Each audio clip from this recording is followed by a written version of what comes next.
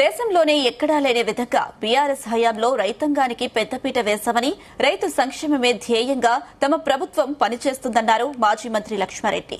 కాంగ్రెస్ ప్రభుత్వం రైతాంగం విషయంలో పూర్తిగా విఫలమైందని విమర్శించారు.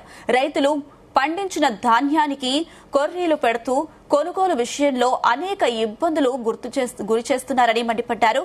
ప్రభుత్వం రైతులను ఆదుకోవాలని డిమాండ్ చేశారు మాజీ మంత్రి లక్ష్మారెడ్డి.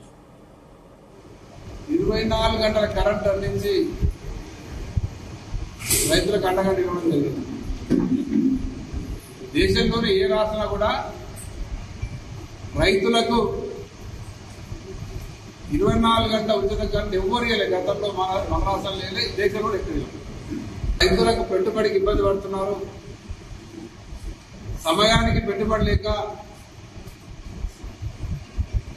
అప్పుల పాలై మరి బిల్లులు గట్లకి ఇబ్బంది పడే రోజుల్లో పెట్టుబడి సాయం కింద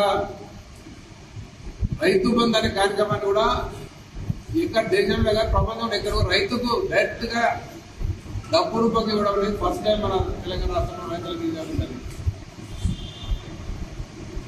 ఆ రైతు దాదాపు 72,000 కోట్ల రూపాయలు, ఒకటి రెండు కాదు 11 విడతల్లో స్టార్ట్ చేసినంటే కంటిన్యూగా 11 విడతలు 72,000 కోట్ల రూపాయలు రైతుల ఖాతాలకి జమ చేయడం జరిగింది. ఎంత ఇబ్బంది ఉన్నా, ఆర్థికంగా ఇబ్బంది ఉన్నా, మధ్యాహ్నం 2 సంవత్సరాలు కరోనా వచ్చి ఇబ్బంది అయినా ఎప్పుడు కూడా రైతు బంధు ఒక్కసారి కూడా ఆపలేదు. ఇప్పుడు పాలవుతుంది. వాళ్ళకి ప్రభుత్వ పరంగా అండగా ఉండాలని రైతు బీమా కార్యక్రమం తీసుకురావడం జరిగింది. ఇది కూడా దేశంలో ఎక్కడైనా అర్థం లేదు. అయితే ప్రభుత్వం ప్రకటిస్తూ ఎంఎస్పీ ఉంటుందో మినిమం సపోర్ట్ ప్రైస్ అనేది ఈ కొనుగోలు కేంద్రాలు ప్రభుత్వం ఏర్పాటు చేయకుంటే